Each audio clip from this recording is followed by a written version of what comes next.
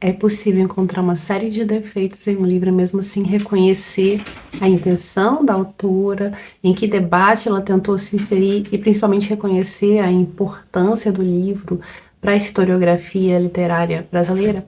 1, 2, 3.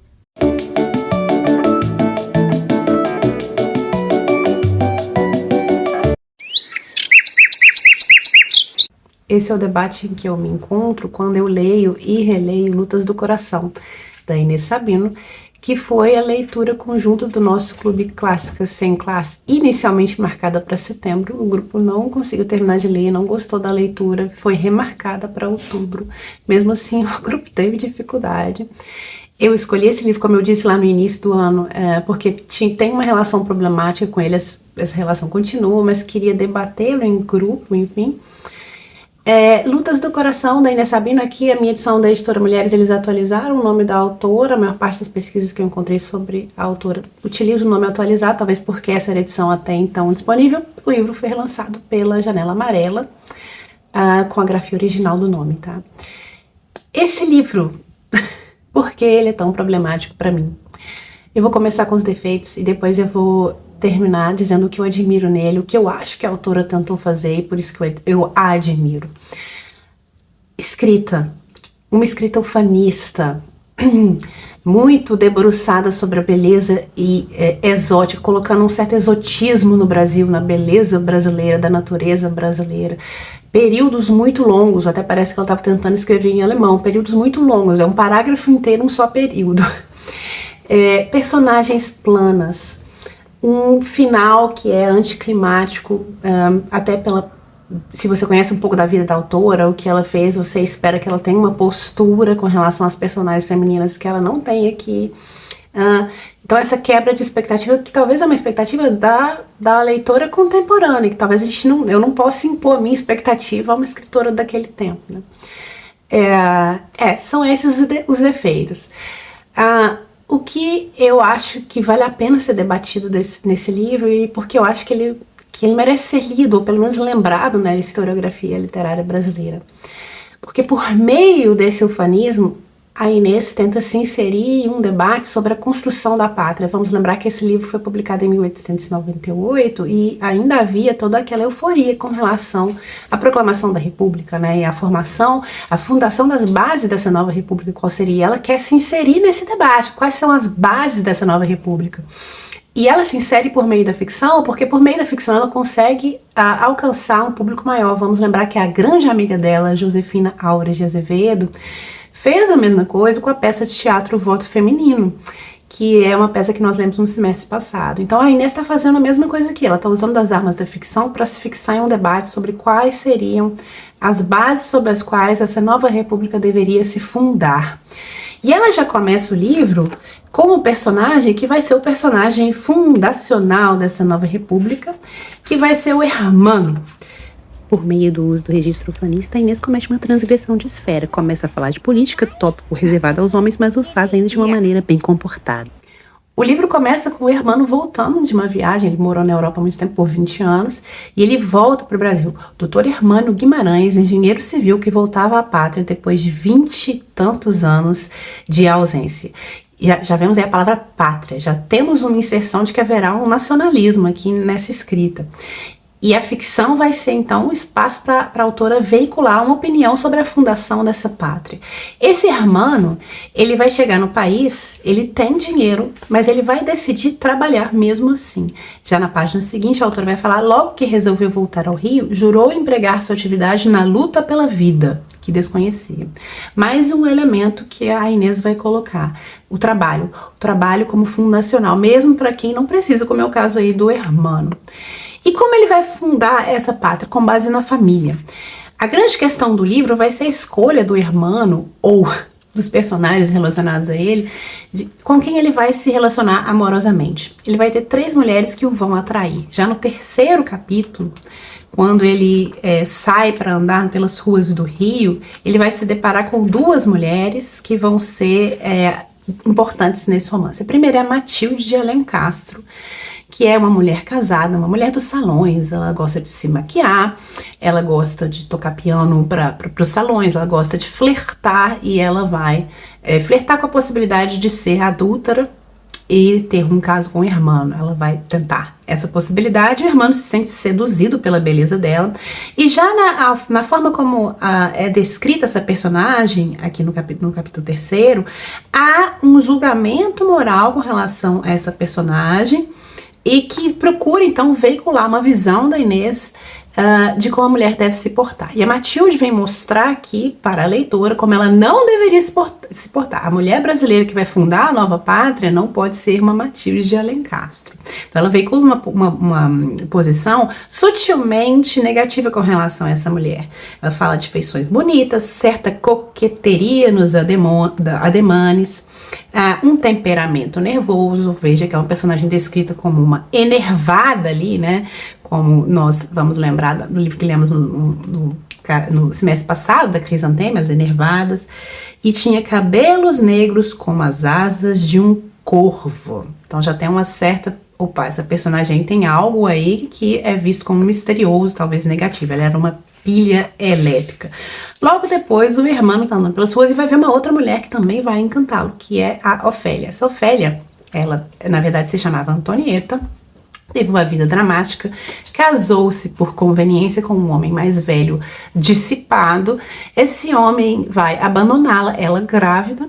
Ela vai se ver numa condição sem recursos financeiros, vai trabalhar, vai perder essa criança, vai conhecer um vizinho inglês rico. Esse vizinho vai se apaixonar por ela e ela vai se juntar, ele vai se tornar uma másia, amigada, porque nessa época, vamos lembrar aí, como a gente discutiu aí em vários dos livros que a gente debateu, havia possibilidade jurídica de separação, mas não do divórcio. Ou seja, essa mulher foi abandonada pelo marido, ela continua formalmente casada.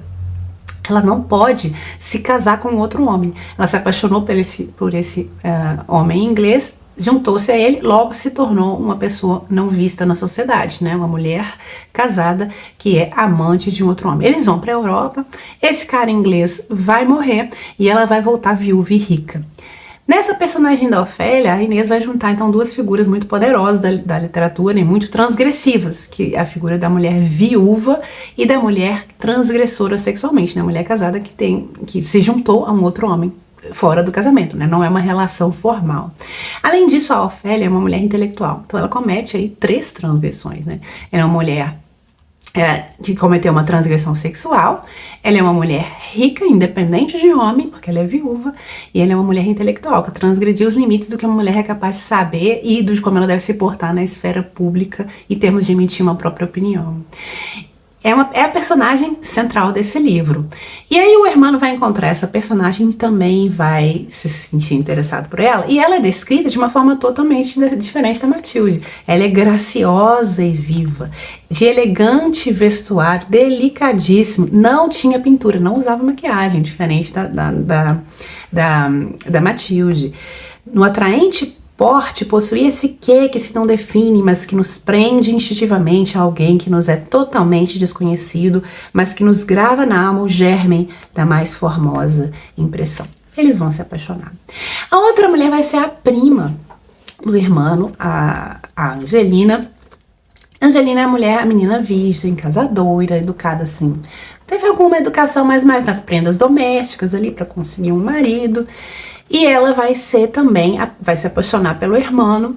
E o Hermano vai ser colocado em uma condição que ele vai ter que decidir se ele vai ficar com a Ofélia, essa mulher que transgride, que não é aceita nas melhores famílias ali do Rio de Janeiro, ou se ele vai se casar com a Angelina, como tá todo mundo tentando forçá-lo a fazer, porque essa é uma conveniência social. E também porque a Angelina adoece de amor.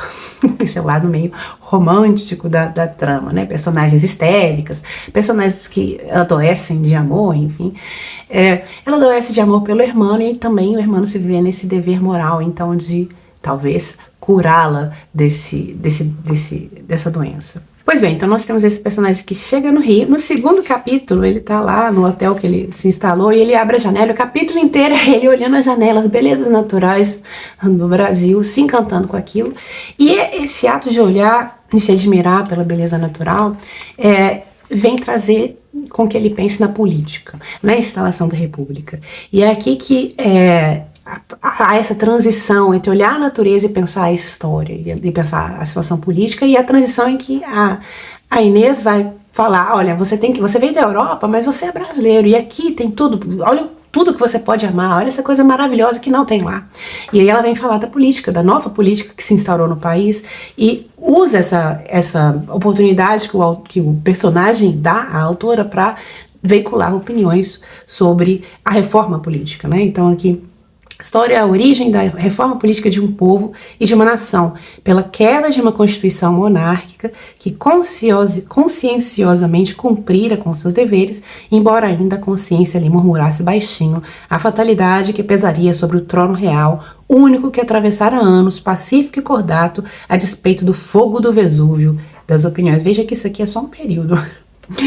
É gigante a escrita dela, e alguns leitores eles se perderam aí na leitura dos parágrafos, acharam meio maçante, né? Mas veja que ela usa isso para se posicionar sobre essa pátria, e se posicionar com uma posição de ufanismo mesmo. No Brasil é tudo melhor, é tudo. Você é jovem, irmã, um homem de 34 anos, você é jovem, você está aqui para fundar essa pátria, e você deve amá-la. Isso é próprio da escrita da Inês, de começar a falar de uma coisa para falar de outra, como ela faz no livro Mulheres Ilustres do Brasil, que eu já comentei aqui. O Ormano tá olhando a janela, pensa na política, fecha a janela e sai para o Rio de Janeiro, encontra essas duas mulheres que vão atraí-lo, conversa com um amigo sobre elas. E aqui o amigo vai explicar quem é Ofélia. Ofélia se chamava Antonieta. Quando largou a vida de ser aquela mulher abandonada pelo marido, ela muda de nome para Ofélia.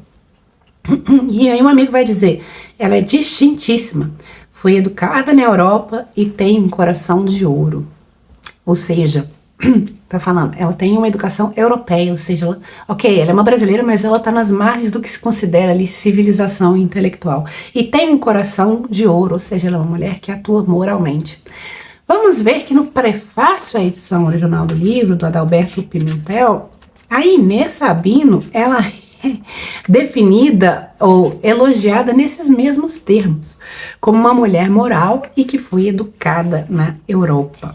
E aqui eu vou tomar a liberdade para pular e falar um pouco desse prefácio, e como esse prefácio explica muito das escolhas da autora nesse livro, ou dos limites que ela se impôs ao escrever esse livro.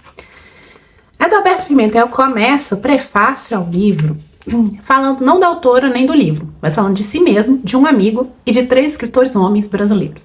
Essa escolha mostra como a autoridade de um texto é construída por meio de uma linhagem, da escolha de uma linhagem masculina. Aí fala. Continua falando que ele, modéstia à parte, é um cara que conhece muito aí a literatura brasileira. Depois passa a falar sobre o exotismo, a vegetação tropical, o clima ardente, que atua sobre todas as almas, extasiando-as numa casta voluptuosidade ideal. Casta voluptuosidade. Então ele já pinta o país de uma forma exótica para ele, que era português. E aí vem dizer da mulher.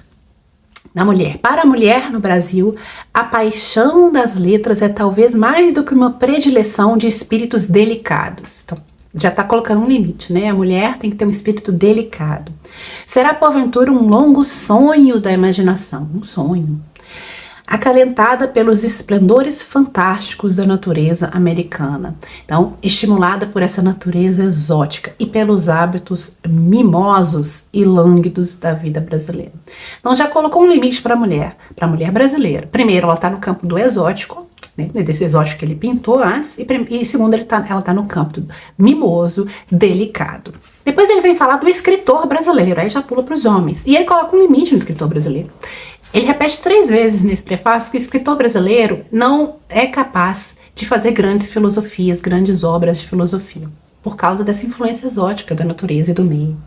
O escritor brasileiro não parece fadado para comemorar as grandes sínteses da filosofia e da história, as formidáveis epopeias da civilização universal, nem ainda as trágicas paixões que fizeram de Shakespeare o eterno retratista da humanidade.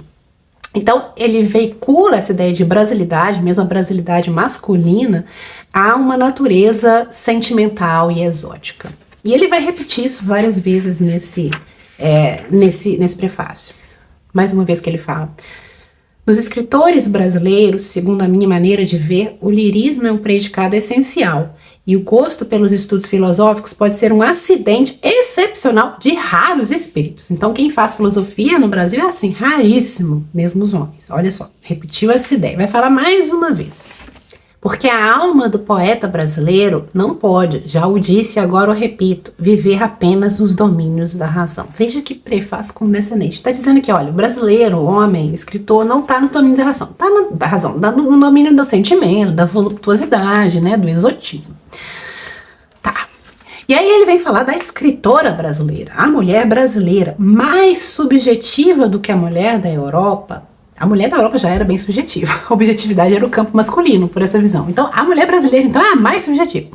É frequentemente poeta e psicóloga, quando auxiliada pela educação, se entrega ao prazer das letras.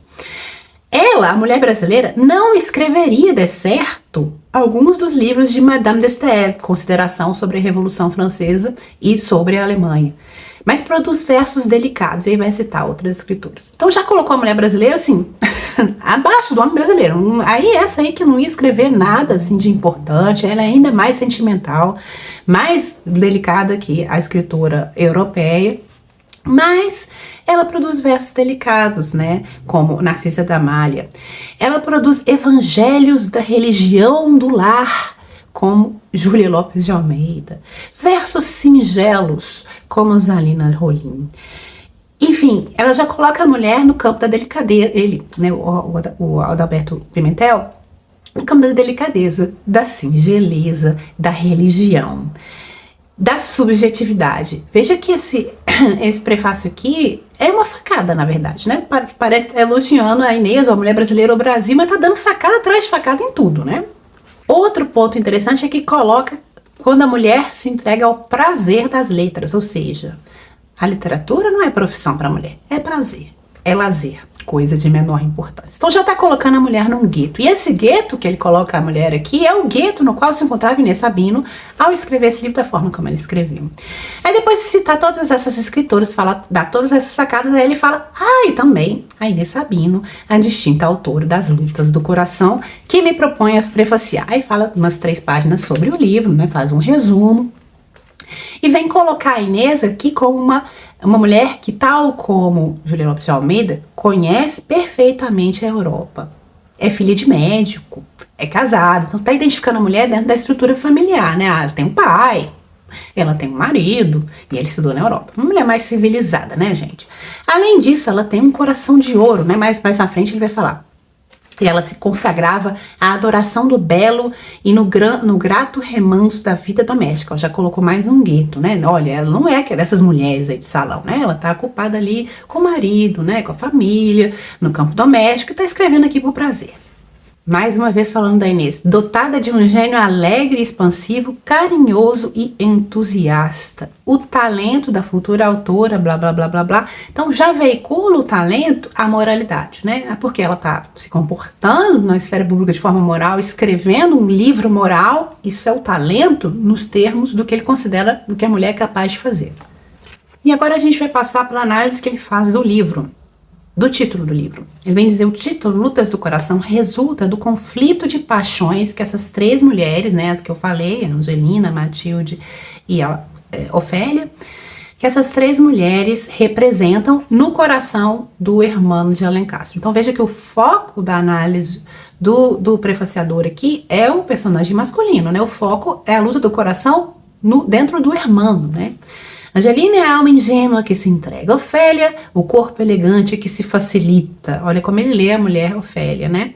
Madame de Alencastre, a leviandade, a coqueterie que provoca. Então, o centro é o homem. São as lutas no coração desse homem, com a mulher que ele vai escolher. Essa é a leitura do Adalberto. E aqui ele vem dizer sobre o final do livro. Aqui estou dando todos os spoilers, né? No final do livro, o nosso irmão vai ficar com a Angelina, vai ceder às pressões sociais, porque a Ofélia vai se encontrar grávida de Hermano, mas ao ver a condição que ele se encontra, a Angelina se encontra e os condicionamentos sociais daquilo, Ofélia, ela mesma, toma a decisão de abandonar Hermano. Ela acha que é a melhor decisão naquele caso. Ela abandona Hermano, fala para ele, eu estou esperando um filho seu e vou te abandonar. E vai embora, casa com a Angelina. Ela abandona porque acha que é a decisão moral e mais conveniente socialmente naquele tempo, naquela situação. E Hermano, então, casa-se com a Angelina. E aí o Adalberto Pimentel vai comentar: desembaraçado do caminho, né, Ofélia? Tchau, benção, deu tchau e benção pro Hermano. Angelina conquista facilmente a felicidade pelo casamento e a iniciação na vida doméstica, a que os conselhos de sua mãe sabiamente a conduzem, constitui, a meu ver, uma das mais valiosas e salutares páginas do livro. Porque no final, o final é a mãe da Angelina dizendo pra ela que, né, Angelina, como você deve se portar? Porque, né, criou a Angelina às cegas ali no momento das vésperas do casamento, ela tem que dizer: olha, Angelina, né, a mulher quando casa, ela tem que ser esposa e amante. A mãe diz isso. E aí, vem dizer, a mulher não pode ser nem soberana e nem abaixar a cabeça. A mulher tem que ser senhora de seu lar. E ela vai dar lá todo conflito, todos os conselhos para sua filha. E essas são as páginas que Adalberto considera as melhores, as mais salutares do livro. Por quê? Porque o julgamento sobre o talento de uma mulher ou sobre a qualidade de um livro escrito nesse tempo, né, era muito ligado à questão moral. A mulher que sacrifica algo em prol dos outros, né, sacrifica uma escrita superior, sacrifica elementos estéticos, sacrifica tudo para conduzir o leitor da obra dela a uma conclusão moral, né, para veicular uma espécie de moralidade ali, algo que deve ser seguido para o leitor e que vai elevá-lo moralmente. Então, esse objetivo moralizante da obra da autora é que o prefaciador, Adalberto Pimentel, considera positivo e que é visto como típico de uma obra feminina. A obra feminina tem que ser moralizante, né? Um escândalo uma mulher já escrever, imagina se ela escreve de forma chocante ou mesmo imoral, ou fazendo sutis menções a coisas imorais. Então há um sacrifício também em prol do outro, que a mulher é a figura que se sacrifica em prol do outro, e sacrifica sua ficção também em prol da sociedade, e do que a sociedade pensa que ela pode e deve escrever. E ele continua: além da observação psicológica e do ensinamento moral, né, dois relevantes méritos valorizam ainda essa novela: a lúcida singeleza da frase, que deriva com a naturalidade de uma conversação familiar sem presunções de impecável. Então veja aí, a escrita feminina não pode ser impecável, né? Não pode querer escrever bem ou melhor que um homem é visto como um ato de vaidade. Então assim, a frase tem que ser singela, delicada, mimosa. Não pode ser, a mulher não pode demonstrar nenhum tipo de presunção ao escrever, ao emitir uma opinião. Mesmo ao comentar aquele trecho que eu disse no qual a Inês se posiciona, né, sobre a proclamação da República, ele vem citar aquele trecho que eu li e falar: essa frase é como o sachê sutil de uma alma delicada. Então ele não fala sobre uma mulher que se posiciona sobre política, não, ela é uma alma delicada, né? E ao final ele vem definir o livro: pois bem, um livro que tem a cor de seu país, escrito por uma senhora que personifica os altos dotes psíquicos, o delicado talento literário e a originalidade subjetiva dos seus conterrâneos. Aqui ele já coloca dois limites a esse livro. Foi escrito por uma mulher, é delicada, e foi escrito por uma mulher brasileira, ou seja, tem a cor do Brasil, uma cor exótica, e tem um caráter subjetivo, sentimental, que é próprio, segundo ele, dos brasileiros. Pois bem, nós temos aí pelo menos dois limites: o exotismo e o gênero. E esses dois limites a gente vai ver como uma gaiola na escrita da Inês, porque a todo momento ela está querendo provar que ela não está transgredindo um limite, que ela está. Ela está se posicionando sobre política, mas de uma forma delicada. Ela está escrevendo um livro, mas esse livro tem uma função social, uma função moralizante. Nós temos a personagem da Angelina, a Virgem, e a personagem da Matilde construída como um duplo da Angelina, né? Tudo que a Angelina não é, a Matilde é. Matilde colocada no extremo negativo do que é o papel social exercido por uma mulher, e Angelina no extremo positivo do que é uma mulher, de qual deve ser a mulher que vai fundar a República. Eu vou voltar nesse pensamento com o qual eu iniciei: o Hermano vai casar com a Angelina. Esse é o tipo de família, esse é o tipo de relacionamento que a Inês vê como algo que vai fundar essa nova República. Mas nós temos a Ofélia. E a Ofélia é o sal do livro, apesar de também ser uma personagem plana, né? Enfim, todos os personagens são planos, para leitores contemporâneos isso é um pouco chato, mas temos que lembrar que esse é, de certa forma, um romance de ideias. E nos romances de ideias, a gente já viu isso também quando eu comentei Virgindade Inútil, da Ercília Nogueira Cobra. O leitor, o escritor tem que sacrificar alguma complexidade ou sacrificar alguns elementos estéticos ou da ficção para usar elementos narrativos e os personagens para veicular uma ideia, como se ele tivesse a escrever um ensaio, para dar aquele toque no leitor, né? O leitor está tendo uma diversão ali, lendo sobre um relacionamento amoroso, né? Acha que está lendo, mas na verdade está absorvendo uma discussão muito maior sobre o fanismo, sobre como deve se fundar essa república, qual é a mulher ideal, o comportamento ideal da mulher que vai fundar essa república e sobre o que essa república está fundada, né? Sobre a família construída com esses dois personagens, Hermano, um personagem que vai se redimir, né, um personagem trabalhador, e Angelina, essa mulher moral, enfim, inocente, virgem, e um casamento, como um casamento de amor, pelo menos da parte da Angelina. A autora vai discutir também essa questão do casamento de conveniência, ela é crítica desse casamento, a gente vê que a Ofélia tem toda uma vida de sofrimento por causa desse primeiro casamento, por dinheiro, enfim, por pressão da família, claro, não por escolha da Ofélia. A Inês também vai criticar o preconceito contra filhos naturais, né? Vamos ver, a Ofélia vai ter um filho do Hermano, mas ela não está casada, e vai ter esse filho mãe solteira. Então, em 2 parágrafos a autora também vai comentar contra esse preconceito que havia com relação ao filho natural, né? O filho nascido fora do casamento formal, enfim, não reconhecido pelo pai. Inês vai comentar também sobre a profissão das mulheres. Vamos lembrar que a Ofélia, ao ser abandonada pelo marido, né? Casamento era tudo, ela perdeu o casamento. O que ela vai fazer? Não foi educada para trabalhar, o que ela vai fazer? Ela vai ser professora de piano, que é o que ela sabia fazer. Então ela tem que trabalhar. Então é mais um comentário sobre a condição do trabalho da mulher aí, como que a mulher se vira, né? E é um comentário também sobre a ausência de divórcio pleno, porque a Ofélia foi abandonada pelo marido, não se separou formalmente, não há divórcio pleno, ela se apaixona por outro homem, se junta a ele e há todo um preconceito social com relação à Ofélia, quando na verdade quem atuou de forma imoral aí foi o primeiro marido dela, né? Então há vários comentários aí sobre pontos da sociedade daquele tempo que a Inês vai fazer por meio da ficção, e ela vai se posicionar sutilmente com relação a tudo isso. Isso também tem a ver com a fundação da República, uma fundação que admita aí, o divórcio pleno, uma fundação da República que admita profissionalização da mulher, porque isso é necessário, ensino para a mulher, educação para a mulher, e também o casamento como, sim, fundacional da família, fundacional da República, mas um casamento não baseado em interesse, né? Lutas do Coração, o título. Vamos lembrar que o Adalberto Pimentel vê como a luta do coração dentro do Hermano, o personagem principal ali, porque é o personagem masculino. A meu ver, a luta do coração no coração da Ofélia. O que ela vai fazer ali quando ela vê a situação que está montada ao redor dela? Como que vai ser o relacionamento se ela realmente se juntar com o Hermano, tivesse filho? O que vai ser desse filho? O que vai ser do Hermano? Quais as pressões que eles vão sofrer? E mais, qual o dever moral que Hermano possui para com sua prima Angelina? Então, a Ofélia está vendo tudo isso aqui, tudo isso, e ela tem que tomar uma decisão. Como eu devo me portar diante dessa situação? Qual a melhor decisão, a decisão moral a se tomar dentro desse conflito?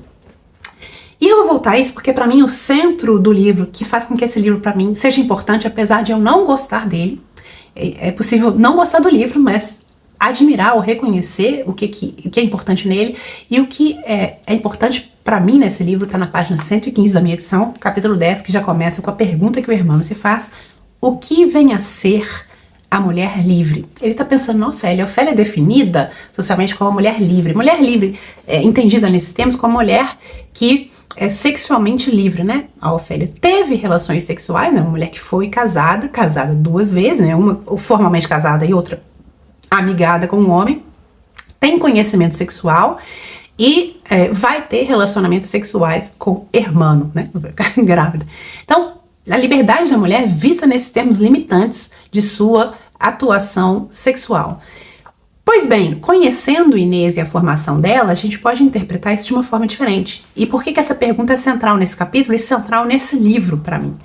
Porque a liberdade da qual ela está falando aqui é uma outra liberdade. Vamos lembrar que a liberdade foi um dos elementos, né, constitutivos da concepção de república naquele tempo. O que vem a ser a mulher livre? Inês foi discípula de Tobias Barreto, um homem pensador influenciado pelo idealismo alemão e que no seu pensamento, ao desenvolver seu pensamento, tem influências do idealismo alemão. E vamos lembrar do idealismo alemão, a ideia de liberdade como a capacidade de escolher sua própria lei, escolher o limite o seu próprio limite, o limite da sua ação, o limite moral da sua ação, escolher a lei moral a qual o seu comportamento vai se vincular, escolher o seu limite. E aqui é o que a Ofélia vai fazer. Ela vai ser a única personagem do livro, eu comentei no encontro, que faz uma escolha moral. E essa escolha é a escolha que vai determinar a vida de todos os demais personagens. O Hermano não faz a escolha moral. Ele é um joguete do destino, ele é elevado. Quem faz essa escolha e se mantém por ela e se atém a ela é a Ofélia. Ela escolhe o limite da sua própria ação. Ela escolhe a lei moral a qual a sua conduta estará vinculada. Ela escolhe ir embora. E esse é o modelo de mulher que vai ser veiculado como modelo ideal para a fundação da República pela Inês. E ela faz isso na boca da mãe da Angelina. Vamos lembrar no final do livro. Nós temos esse sermão que a mãe dá para a própria filha, explicando como ela deve se portar, né? Deve ser esposa, amante, enfim, tudo ao mesmo tempo, para manter ali o interesse do marido e tal. E ela vem dizer ao final: torna-te em uma Judite moderna. A mulher forte é aquela que encara as paixões e sabe livrar-se delas sem quebra da própria dignidade. E foi isso que Ofélia fez no livro. Ela encarou a paixão e soube livrar-se dela sem quebra da própria dignidade. Veja quão radical é isso, inverter o sentido de mulher livre e dizer que o modelo de mulher da República é aquela que dá a si mesma a sua própria lei. E que mulher é essa? A mulher que vai ter um filho sozinha e solteira. Então isso, para mim, é a grande pérola escondida que nesses períodos super longos, nessas personagens planas, nesse excesso de advérbios e adjetivos, nesse excesso de sermão também que há nesse livro, né? Todo momento um sermão de como que deve ser, de como o irmão deve se sentir, enfim. E uma falta de senso de humor, uma coisa que eu comentei também no nosso encontro, que mulheres, é muito comum que haja uma estranheza da leitora contemporânea com relação a esses romances, porque são autores que se levam muito a sério. Não tem aquele senso de humor que é o senso de humor da mulher contemporânea, de autoironia, de se reduzir. Mas eu tô falando besteira, não presta atenção no que eu tô falando, não. Essas mulheres falam, presta atenção no que eu tô falando, o que eu tô falando é sério. Porque se elas não se levarem a sério, ninguém naquele período, naquela época, as levava a sério. Elas têm que ser as primeiras a se levarem a sério. E elas foram. Então nós temos aqui uma ausência de senso de humor que também pode ser um pouco desagradável para a leitura contemporânea, mas que tem um sentido também. E tem um sentido nessa gaiola que foi colocada nessas escritoras, e na Inês, exemplo dessa gaiola é o prefácio desse livro, de como uma autora deve se portar, porque ao escrever e ao publicar, ela é pessoalmente criticada por aquilo que escreveu. Então, se ela escreve algo considerado imoral, ela é considerada imoral por tabela. Então, qual é o cuidado que a escritora deve tomar nessas condições, nesse tempo, nesse lugar, enfim? Qual é a gaiola na qual ela tá interagindo? E nós temos que ter, talvez, essa gaiola em mente ao pensarmos esse romance e os defeitos ou os aspectos negativos aí que encontramos nesse romance. Pois bem, então para mim a pérola desse livro é essa pergunta: o que é uma mulher livre? E até hoje a gente tem que responder essa pergunta: o que é uma mulher livre, né? E a Inês dá a resposta dela aqui, dentro do programa dela. O leitor pode passar o livro todo sem perceber. Esse que para mim é o cerne do livro, que é o que torna esse livro importante. O título do livro, Lutas do Coração. Vamos lembrar que o romance que nós lemos anteriormente no clube, A Luta, de Carmen Dolores, vem falar de uma luta geracional, em luta de dois tipos de mulheres. Eu falei isso no podcast um podcast antigo, né, que eu falei desse escritor, eu falei desse livro, enfim. Nós temos aí a luta de duas matriarcas e duas formas de conduta feminina naquele tempo. E as lutas do coração aqui? Quais são as lutas do coração? No início do livro, nós temos uma dedicatória. A Inês dedica o livro ao marido e à família e diz que esse modesto estudo de psicologia oferece nas lutas do coração a vossa Inês.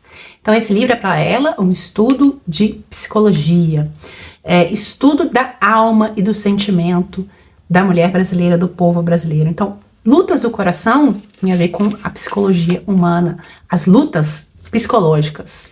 E depois ela vem dizer, ao coração ergamos um hino adorável de acordes. Mais à frente, a ele entoemos uma prece nessas lutas que todos nós experimentamos na vida, da qual, se por acaso o espírito sai vitorioso, ele foi, é e será sempre a vítima. E aqui ela está falando, nas lutas do coração, o espírito sai vitorioso e o coração é a vítima. Ou seja, a razão sai vitoriosa e o sentimento dá lugar à razão, que é a decisão que a Ofélia vai tomar, né?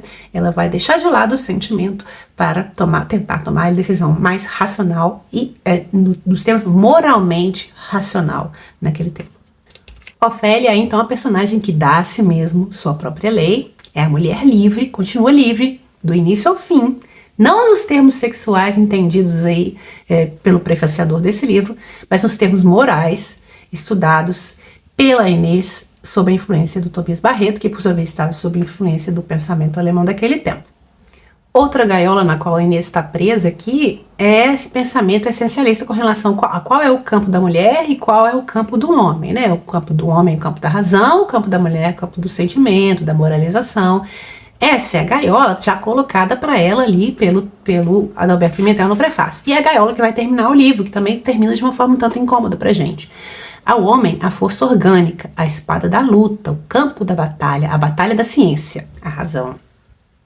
A mulher, na sua missão redentora, só em uma arma única, o coração, que a guia com a virtude através das lutas da humanidade. Então, o campo da mulher é o campo do sentimento, do coração, da moralização, que é o que ela vai fazer nesse livro aqui, que vai guiá-la nas lutas da humanidade. Então, lutas também é um outro elemento pelo qual a gente pode interpretar esse título, as lutas da humanidade, as lutas morais da humanidade e o papel orientador da mulher na decisão moral, nessas lutas morais da humanidade. Pois bem, ao comentar esse livro, eu mencionei um outro livro que também tem um conflito centrado num homem e 3 mulheres que representam 3 condições diferentes da mulher ali do final do século XIX, que é o livro Ressurreição, de Machado de Assis, um livro anterior, de 1872, que nós temos aí o personagem do Félix, que é um personagem totalmente desregrado, né? Um mulherengo, enfim,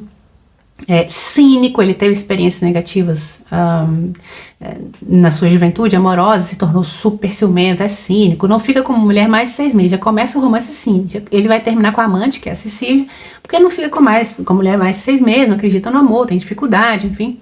Pois bem, o Félix, então, vai se ver no meio de 3 mulheres. A Cecília, né, a mulher que é a mulher amante dele, uma mulher solteira, que é mantida por ele e vai ser mantida por outros homens aí, e com a qual ele vai terminar. Então, a mulher solteira que tem conhecimento sexual, né, a Raquel, que é a mulher virgem, solteira, jovem, casadora, e a Lívia, que é a mulher viúva. Vamos fazer um paralelo com esse romance aqui, né? A Cecília seria mais próxima ali da Madame de Alencastre, mas não é tão dramática quanto a Madame de Alencastre. A Raquel seria mais próxima da Angelina, mas não é tão bobinha quanto a Angelina. A Raquel tem muita agência. Inclusive, há um relacionamento interessante entre Raquel e Lívia, que não é necessariamente de amizade, ou talvez seja uma amizade complexa, em que a Raquel vai tomar decisões ali com base no que ela acha correto com relação ao fato de saber que Lívia, quando ela descobre que Lívia gosta de Félix, está apaixonada por Félix. E a Lívia, que vai ser então a mulher viúva, que há um paralelo aí com a Ofélia, mas a Ofélia ainda é um personagem um pouco mais problemático, né, porque a Ofélia, ela é viúva, mas de um homem com o qual ela não estava formalmente casada, porque ela havia sido casada anteriormente e o marido a abandonou e ela continua formalmente casada. Então a personagem da Inês é um pouco mais complicada aí. Pois bem, as 3 personagens de Machado e o personagem Félix, eles são muito mais complexos do que os personagens construídos aqui pela Inês. O Machado não está interessado em fazer um romance de ideias, né, tal como a Inês está. Ele pode se dar o luxo de fazer personagens mais complexos. O personagem masculino é um personagem que a Inês nunca poderia fazer. Um cara tão cínico, tão volúvel sexualmente, não. O personagem que vai fundar a nação nos termos que a Inês quer propor tem que ser um personagem minimamente moral. Muito embora haja semelhança entre eles. O Hermano também, é mencionado nessa obra, teve decepções amorosas e se tornou um tanto indeciso com relação a isso. Então ele se demora, por exemplo, a se declarar a Ofélia. Ele não é tão cínico e nem tanto ciumento como Félix, mas ele também é um homem com uma experiência negativa anterior e isso vai ter efeito sobre as experiências posteriores, tal como o Félix.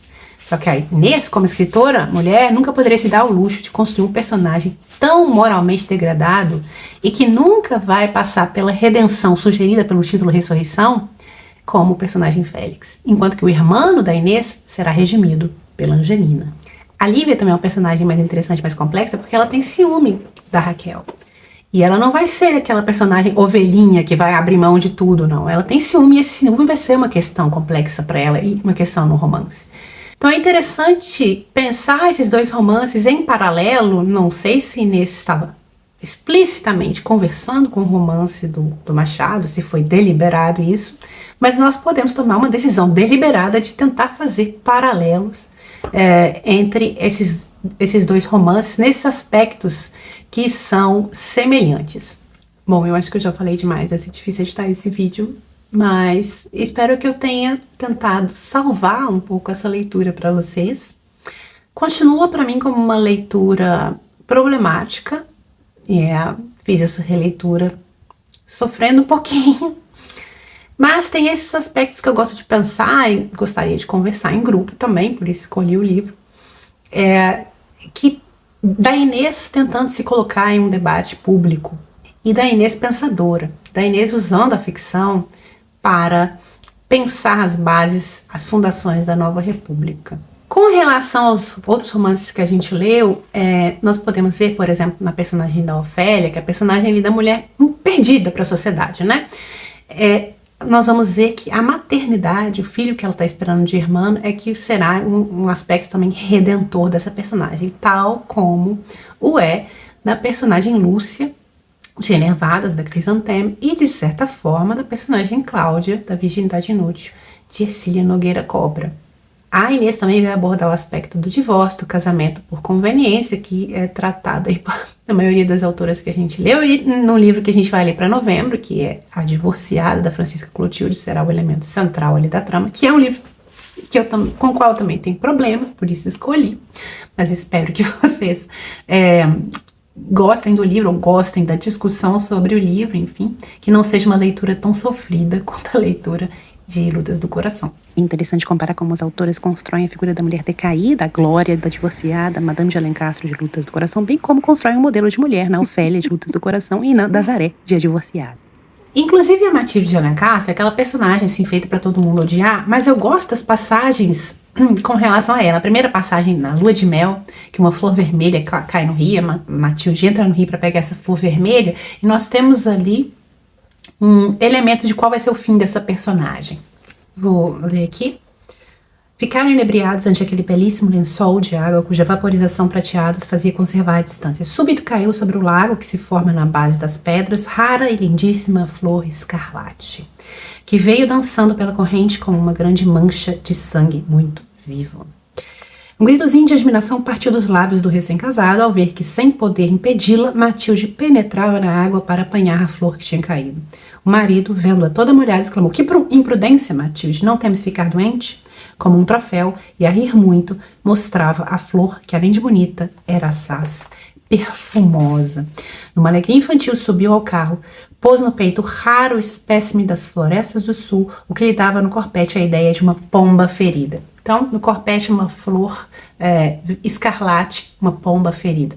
E o fim da Matilde vai ser um fim trágico, porque ela vai estar com tuberculose, ela está ali nos aposentos do Hermano tentando seduzi-la, ela já está bastante doente, a beleza dela toda se perdeu, né? Porque a personagem perdida na história, a mulher decaída, ela é sempre punida na ficção, e a Matilde é punida com a perda da vida, da saúde, da beleza.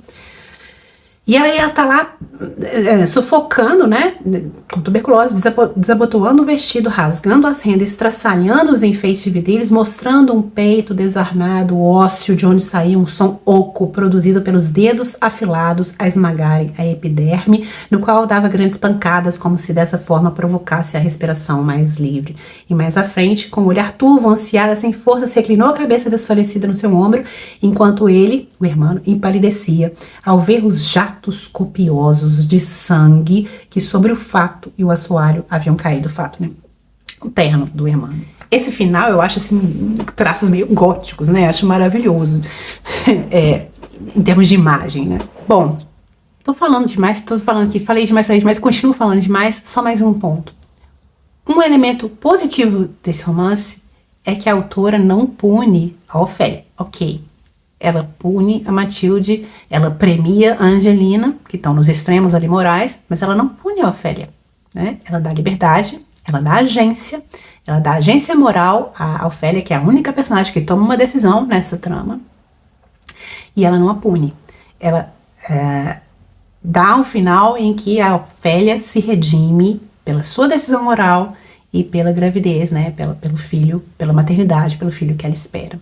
Então eu acho também uma posição interessante aqui da Inês, e vamos comparar com o Machado, que a Lívia escolhe, né, largar o Félix, porque o Félix é de limite, né, Félix tóxico, né, super ciumento, e a Lívia falou, cara, não dá mais, isso não vai mudar, você tá falando que vai mudar, não muda nada, a gente tem que se separar, e ela vai viver, né, ela já tinha um filho com o casamento anterior, que ela é viúva, e vai viver, vai envelhecer ali, tem aquele final morno, né? Não tem aquele final redentor que nós temos para Ofélia. Mas o Machado toma uma decisão interessante com relação ao final da Raquel, né? A Raquel não vai ficar com esse Félix, não, né? Tipo, com a Angelina ficar com esse irmão aqui, a gente tá querendo sacudir a Angelina, falando, não, Angelina, larga esse cara, isso aí é meu PO 171, procura outra coisa, e todo mundo ali na vida da Angelina fala, não, casa com esse cara, vai ser esposa e amante, blá blá blá. Todo mundo dando conselho errado pra essa Angelina aí. Mas a Raquel do Machado não, ela vai acabar com outro homem, o Félix vai acabar sozinho e não vai ter redenção nenhuma. Bom, enfim, interessante comparar esses romances, não sei se um conversa com o outro, a gente pode inventar uma conversa entre esses romances. É isso, espero que tenham, sei que não gostaram da leitura, acho que esse foi o livro mais odiado do clube, mas enfim, espero que tenham pelo menos gostado da discussão que o livro suscita. É isso, e até mais, vejo vocês no próximo vídeo e no próximo livro.